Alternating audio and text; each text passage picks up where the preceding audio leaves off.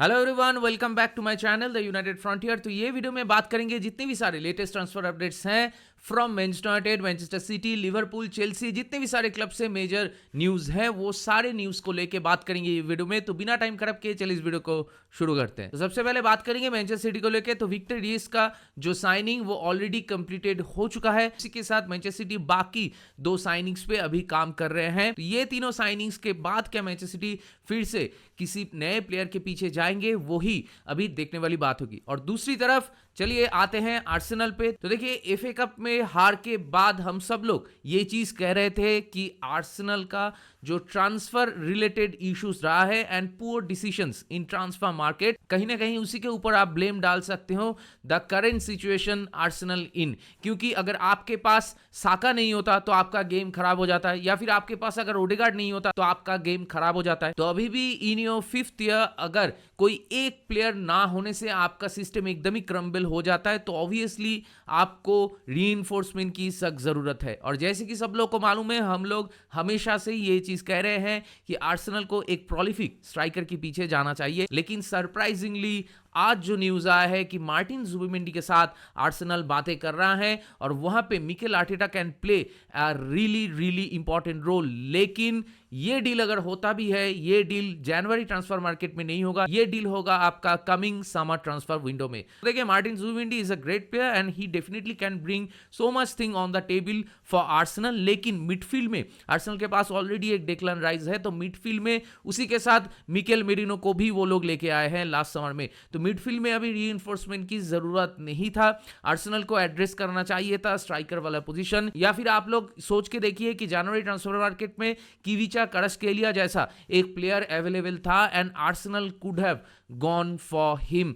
मतलब 70 मिलियन लगते आर्सेनल के पास, पैसों को लेके कोई दिक्कतें नहीं है रिगार्डिंग द पीएसआर रूल। और उसी के साथ सभी को मालूम है कि लेफ्ट हैंड साइड से आर्सेनल का कोई भी अटैक नहीं बन रहा है, और दूसरी तरफ अभी बहुत सारे प्लेयर्स इंजर्ड भी हो चुके हैं। तो इसीलिए there was a huge opportunity to sign Khvicha Kvaratskhelia, लेकिन आर्सेनल फेल्ड वंस अगेन। और अभी भी जो न्यूज आ रहे हैं रिगार्डिंग मार्टिन जुबिमेंडी, वो भी आपके मिडफील्डर हैं, कोई स्ट्राइकर या फिर अटैकर नहीं है जिनका सख्त से सख्त जरूरत है आर्सेनल में। तो देखते हैं आर्सेनल आगे जाते हुए क्या कोई भी स्ट्राइकर के साथ लिंक होते हैं कि नहीं। इसके बाद चलिए बात कर लेते हैं लिवरपूल को लेके। तो देखिए, लिवरपूल से एक बड़ा सा न्यूज आया है। Obviously it is a big news, लेकिन मालूम नहीं कि ये कितना सच है या कितना गलत है। मुझे और भी थोड़ा रिसर्च करना होगा इसके ऊपर। लेकिन जो न्यूज आया है वो ये है कि डार्विन नूनेस के लिए लिवरपूल को एक बड़ा सा बिड आया था फ्रॉम सऊदी प्रो क्लब्स, और वहां पे आपका जो अमाउंट है वो है आपका 70 मिलियन पाउंड्स। मतलब आप लोग क्या इमेजिन कर सकते हो? इवन अगर लिवरपूल फैन से भी मैं ये पूछता हूं कि डार्विन नूनेस के लिए आप लोग को क्या लगता है ज्यादा से ज्यादा कितना पैसा आप लोग को मिल सकता है? I am sure most of the Liverpool fans will say कि 30 से 40 मिलियन अगर मिल जाए डार्विन नूनेस के लिए तो वो बहुत है। लेकिन सरप्राइजिंगली 70 मिलियन पाउंड्स आने के बावजूद अगर लिवरपूल उसको रिजेक्ट कर दे रहे हैं तो आई एम रियली कंफ्यूज्ड, क्योंकि मुझे मालूम नहीं डार्विन नूनेस के साथ लिवरपूल कितना दिन कंटिन्यू करेंगे। मतलब सभी को मालूम है डार्विन नूनेस से वो बातें हम लोग को देखने को नहीं मिला है जो बेनफिका में देखने को मिला था। और अभी डार्विन नूनेस लिवरपूल के टीम में फर्स्ट चॉइस सेकंड चॉइस भी नहीं है, मतलब थर्ड या फोर्थ चॉइस एक अटैकर बन चुके हैं। और अभी सभी को मालूम है कि ये सीजन के बाद लिवरपूल को डार्विन नूनेस के साथ कंटिन्यू नहीं करना चाहिए। तो ये बहुत एक अच्छा मौका था कि आपको पैसा भी मिल रहा था, क्योंकि लेट्स बी ऑनेस्ट अगर कोई यूरोपियन क्लब होता तो 30 से 40 मिलियन से ज्यादा नहीं देता डार्विन नूनेस के लिए। और अगर आपको 70 मिलियन सामने से मिल रहा है तो आप उसको रिजेक्ट क्यों किए? आप उस पैसे को लेके आप अपना डीएम पोजीशन को या फिर फुल बैक पोजीशंस या फिर सेंटर बैक पोजीशन को आप एड्रेस कर सकते थे। लेकिन सच में अगर लिवरपूल ये बिड रिजेक्ट कर चुका है तो I really don't know what to say. इसके बाद चलिए बात कर लेते हैं किविचा क्वारात्स्केलिया को लेके। तो Khvicha Kvaratskhelia to Paris Saint Germain is already done and dusted. मतलब फैब्रिजियो की तरफ से सिर्फ हियर वी गो आना बाकी है, जो कि मेरे ख्याल से बहुत जल्दी आ जाएगा। नेपोली एंड पीएसजी के बीच जो पैसे को लेके एग्रीमेंट हुआ है वो है आपका 70 मिलियन यूरो, और उसी के साथ क्वारात्स्केलिया को 5 साल का कॉन्ट्रैक्ट दिया गया है और करेंट सैलरी से लगभग 5 गुना उसको सैलरी मिलेगा पीएसजी में। लेकिन अभी यही देखने वाली बात होगी कि पीएसजी में एनरिके उसको कहाँ पे खिलाते हैं, क्योंकि बारकोला है पीएसजी के पास जो लेफ्ट हैंड साइड से खेलेगा। तो अगर पीएसजी में क्वारात्स्केलिया को मिडिल से खिलाते हैं तो मेरे ख्याल से वो आउटपुट हम लोग को नहीं देखने को मिलेगा जो हम लोग एक्सपेक्ट कर रहे हैं फ्रॉम अ प्लेयर लाइक इविचा क्वारात्स्केलिया। तो इसीलिए मुझे लग रहा था कि अगर आर्सेनल जा पाते क्वारात्स्केलिया के लिए तो आई एम श्योर आर्सेनल को वो डेफिनेटली लेफ्ट हैंड साइड से बहुत ज्यादा आउटपुट प्रोवाइड कर सकता था। इसीलिए मेरा पॉइंट यही है कि there is a slight chance कि पीएसजी में जाने के बाद हम लोग जो एक्सपेक्ट कर रहे हैं फ्रॉम इविचा क्वारात्स्केलिया वो शायद ना देखने को मिले। जी हाँ, इसको आप डिनाई नहीं कर सकते कि हो ही सकता है कि 1-2 साल के बाद या फिर 1-2 साल के अंदर ही चीजें सही नहीं जा रहा हो क्वारात्स्केलिया के लिए और उसके बाद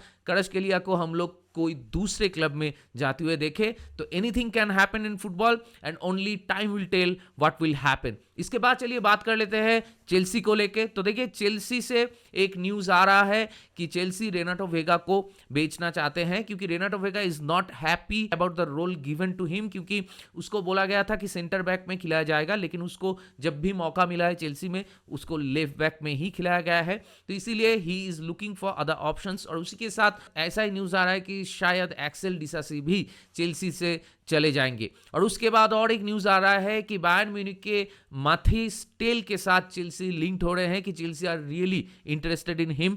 लेकिन उसके बाद ये भी न्यूज आता है कि क्रिस्टोफर इनकुंकू, जिनको और भी अपॉर्चुनिटी मिलना चाहिए था चेल्सी में लेकिन सिर्फ कॉन्फ्रेंस कप या फिर कैराबाओ कप ऐसे टूर्नामेंट्स में ही उसको फीचर किया जा रहा है या फिर एफए कप में जो थर्ड राउंड का मैच था वहां पे हम लोग को देखने को मिला है क्रिस्टोफर इनकुंकू। तो इसीलिए Christopher Nkunku is also not happy about the game time और इसीलिए वो भी बायर्न म्यूनिख जा सकते हैं। एंड न्यूज़ ऐसा ही आ रहा है कि Bayern Munich are really interested in Christopher Nkunku और उसी का ही डील का एक हिस्सा बन सकता है माथिस टेल। लेकिन कोई गारंटी नहीं है कि माथिस टेल को बायर्न म्यूनिख जाने ही देंगे क्योंकि they also want to keep Mathys Tel. लेकिन अगर वर्स्ट के सिनेरियो आता है to choose between Mathys Tel and Christopher Nkunku तो Bayern will choose Christopher Nkunku, ऐसा ही न्यूज आ रहा है। और इसके बाद चलिए बात कर लेते हैं एस्टन विला को लेके। तो एस्टन विला डोनियन मालेन को साइन कर चुके हैं फ्रॉम बोरुसिया डॉर्टमुंड और मेरे ख्याल से Donyell Malen will provide an extra dynamics to there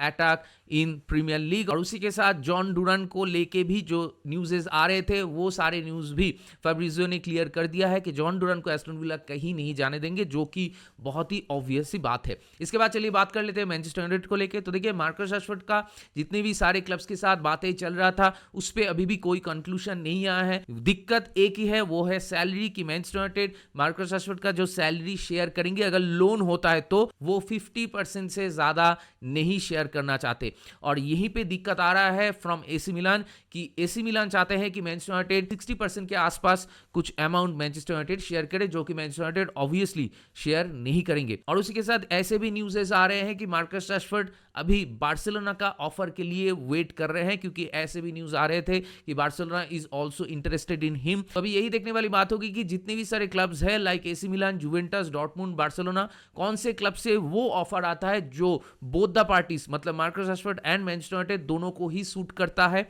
और यही पे दिक्कत है जो कि मैं बहुत बार पहले भी कह चुका हूं कि अगर कोई प्लेयर से हम लोग मूव ऑन करना चाहते भी है लाइक मार्कस राशफोर्ड तो वो आसान नहीं है। सिमिलर चीज है कैसेमीरो के साथ भी हम लोगों को देखने को मिल रहा है कि जो प्लेयर्स की आप समझ रहे हो ना सैलरी इतना ज्यादा है उसको मूव ऑन करना बहुत मुश्किल होता है। अगर आप लोन आउट भी करना चाहते हो तब भी एक लमसम अमाउंट का सैलरी आपको बियर करना पड़ता है। तो यहीं पे दिक्कतें आ रहा है। और कैसेमीरो को लेके भी जो न्यूज आ रहे थे फ्रॉम सऊदी प्रो वो भी अभी थोड़ा बहुत ठंडा पड़ चुका है, तो उस पर भी कोई कंक्रीट न्यूज अभी तक नहीं आए। और यहीं पे दिक्कत है कि जब तक हम लोग आइदर मार्कस राशफोर्ड और कैसेमीरो इन दोनों में से किसी एक को भी अगर हम लोग बेच नहीं पाते हैं या फिर मूव आउट नहीं कर पाते हैं तो हम लोग लेफ्ट विंग बैक के लिए नहीं जा पाएंगे। अगर दोनों जाते हैं बाहर तभी हम लोग एक लेफ्ट विंग बैक के लिए जाएंगे और उसी के साथ एक अटैकर को लाएंगे ऑन लोन। और यहीं पे न्यूज़ ऐसे आ रहे हैं कि कोलो मुआनी के साथ भी सैलरीज को लेके मैनचेस्टर यूनाइटेड का थोड़ा बहुत इश्यूज हो रहा है।